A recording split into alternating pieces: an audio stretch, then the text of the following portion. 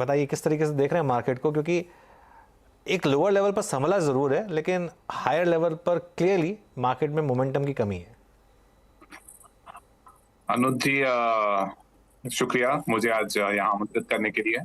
और मुझे लग रहा है मार्केट एक टाइम करेक्शन जोन से जा रहा है, जहाँ पे कोई फ्रेश मूव्स या मोटिव्स नहीं है मार्केट के पास अपवर्ड या डाउनवर्ड मूव की तरफ।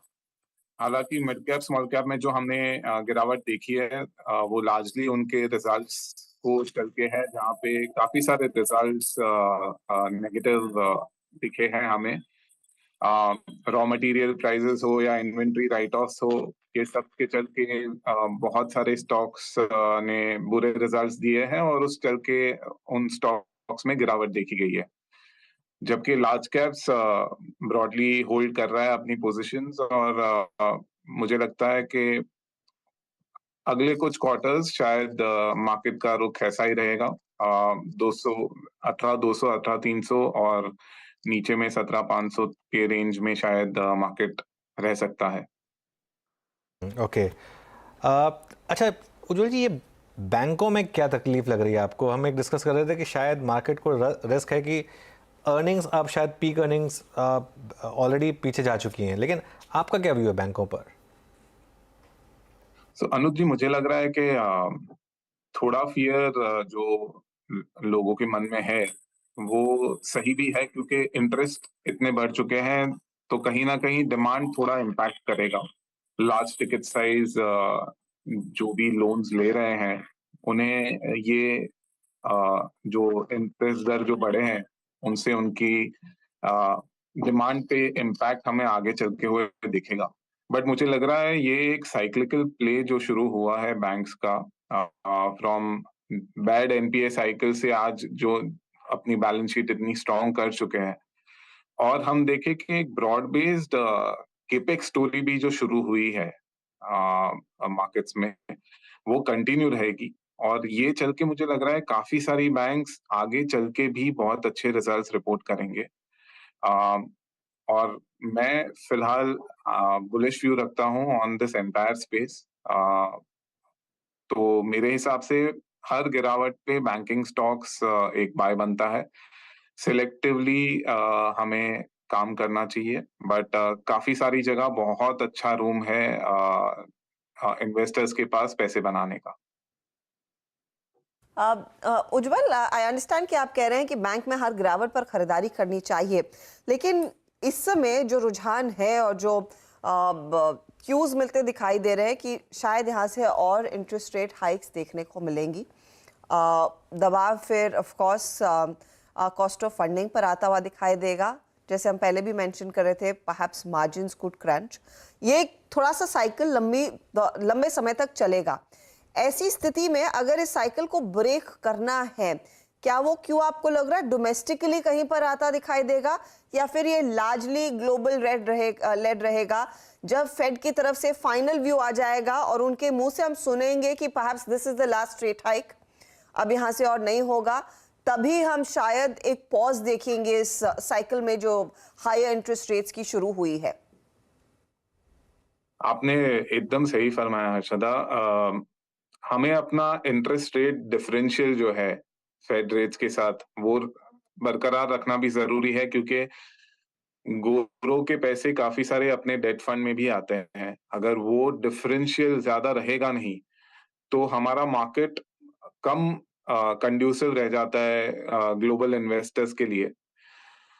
साथ ही साथ हमारा इन्फ्लेशन भी जो लास्ट काउंट दिखा है on the retail side, core inflation थोड़ा स्टिकी दिख रहा है। तो इसके चल के प्रोबेबली एक या दो हाइक्स हम लोग यहाँ से देख सकते हैं। बट मैं बैंक्स को देख रहा हूँ नेक्स्ट 2 से 3 साल के व्यू के हिसाब से, और जो पास्ट साइकिल रहा है, और हम सब गवाह हैं इस चीज के कि लास्ट 5-7 साल बैंक्स ने बहुत ही बुरी साइकिल देखी है। हम लोग शायद थोड़ा पॉज देख सकते हैं, बट ये जो गवर्नमेंट स्पेंडिंग है इतनी स्ट्रांग, और उसके चलते कैपिटल गुड्स और जो केपेक्स स्पेंड की वजह से जो डिमांड क्रिएट होगी लेंडिंग के साइड, वो काफी ह्यूज रहेगी। और ये बहुत टाइम बाद हम देख रहे हैं कि ऐसी लेंडिंग देखी जा रही है। On the second hand retailers जो हम रिटेल कंज्यूमर्स हैं, उनकी डिमांड पोस्ट कोविड स्ट्रांग रही है एंड अर्बन कंज्यूमर्स आप देखें तो उनकी डिमांड में हम लोग ज्यादा कुछ फर्क नहीं देख रहे हैं डिस्पाइट ये इंटरेस्ट रेट्स हाइक आई है। सो ये चल के मुझे लग रहा है सारे स्पेस में अगर हम देखें अक्रॉस ऑल सेक्टर्स में अगर मुझे कुछ चेरी पिक करना है तो banking would be amongst the top picks. Considering दूसरे काफी सारे सेक्टर्स में वीकनेस हम शायद देख सकते हैं और इस चलते बैंकिंग सेक्टर शायद पहले जितना अच्छा ना करे but on a comparative basis वो इन कमिंग क्वार्टर्स भी अच्छे रिजल्ट्स दिखाते जाएंगे और ये चल के मुझे लग रहा है ये एक अच्छा प्ले हो सकता है। उज्जवल जी, आपका मतलब एक स्ट्रॉन्ग कन्विक्शन नजर आ रहा है बैंकिंग पर। अच्छा, आज जब हम इस बाजार को जो टसल देख रहे हैं बाजार में, उसके बीच में भी सीमेंट काफ़ी कंफर्टेबल है। अब प्राइस हाइक्स और आई थिंक एक बात जो वित्त मंत्री के मुंह से निकल गई थी बातों बातों में एक सेमिनार में कि पॉसिबली अगर आप देखें सीमेंट पे जो जीएसटी है उसको रेशनलाइज किया जाएगा। हालांकि अभी भी अगर आप देखें वो फिटमेंट कमेटी के एजेंडा में नहीं, दैट्स टू फार, अभी वो रियलिटी नहीं है। बट आपका जब आप कह रहे हैं कि डिस्बर्समेंट इतने स्ट्रॉन्ग हैं और आप देखिए ना इस बार का कैपेक्स का फिगर कितना स्ट्रॉन्ग रहा, सीमेंट को बाजार अभी इतना एडवांटेज क्यों नहीं दे रहा है? और अगर देगा तो कब तक देगा और आपके टॉप कॉल्स क्या रहेंगे सीमेंट में इस वक्त? Thank you. तो सीमेंट पे भी मैं काफी बुलिश हूँ कंसिडरिंग आपने जो भी बात कही वो एकदम सही थी। इतना केपेक्स अगर लगने वाला है और आप देखिए केपेक्स कहाँ पर भी लग रहा है, सो आप रोड्स ले लीजिए या फिर पोर्ट्स ले लीजिए, आप कुछ भी इंफ्रा क्रिएट कीजिए, सीमेंट वहां लगनी ही लगनी है। At the same time problem क्या था, अदानी ने जो एसीसी और अंबुजा टेक ओवर किया और एक बहुत बड़ा गाइडेंस दे दिया था, टारगेट दे दिया था कि वो अपनी कैपेसिटी इतने से इतनी कर जाएंगे। उसके चलते एक मैड रश सा सीमेंट इंडस्ट्री में देखा जा रहा था मार्केट शेयर को लेके, जहां पे कंपनियां अपनी लीड बरकरार रखने के लिए कैपेसिटीज अनाउंस करने वाली थी। अब हम जो देख रहे हैं कि अदानी एक बैकफुट ले रहा है जहां पे वो डेट रिडक्शन पे ज्यादा फोकस कर रहा है। ये चल के शायद ये जो उनकी जो भी अनाउंसमेंट्स थी सीमेंट में वो बैक एंडेड रहेंगी और ज्यादा फोकस डेट रिडक्शन पे रहेगा। ये चल के अगर हम अगले 1 साल और 1.5 साल का व्यू रखें, सीमेंट इंडस्ट्री बहुत अच्छा करेगी क्योंकि डिमांड इतनी स्ट्रांग रहने वाली है। आप गवर्नमेंट से ले लीजिए, आप रियल एस्टेट डिमांड देख लीजिए, इंफ्रा डिमांड ले लीजिए, अक्रॉस हम देखने वाला है कि सीमेंट की डिमांड बहुत अच्छी रहेगी। जो भी उनके कॉस्ट प्रेशर्स थे वो ऑलरेडी कम हो चुका है। तो पेटकोक जो $250 पे पीक आउट हुआ था वो आज $190 पे आके रुका हुआ है। वहां पे उन्हें बेनिफिट ऑलरेडी देखना शुरू हो जाएगा, उनकी पास्ट हाई कॉस्ट इन्वेंट्री भी खाली हो चुकी है और at the same time logistic cost पे भी वो लोग जो काम कर रहे हैं उनका इफेक्ट हमें कमिंग क्वार्टर्स में दिखना शुरू हो जाएगा। सो द वर्स्ट जो सीमेंट का था वो प्रोबेबली 2Q में चला गया है और कमिंग क्वार्टर्स में हम एक बेहतर प्रॉफिटेबिलिटी की उम्मीद रख सकते हैं फ्रॉम द सेक्टर। और कंसिडरिंग ये थ्रेट ऑफ फ्रेश कैपेसिटी उतनी नहीं है, प्राइसिंग भी हम देखेंगे कि मोस्टली 2Q से प्राइसिंग भी अपवर्ड मूवमेंट दिखा सकता है इन सीमेंट इंडस्ट्री। तो ये इंडस्ट्री एक है जो हमें एज अ कॉसाई प्ले भी हम देख सकते हैं इंफ्रा के अगेंस्ट।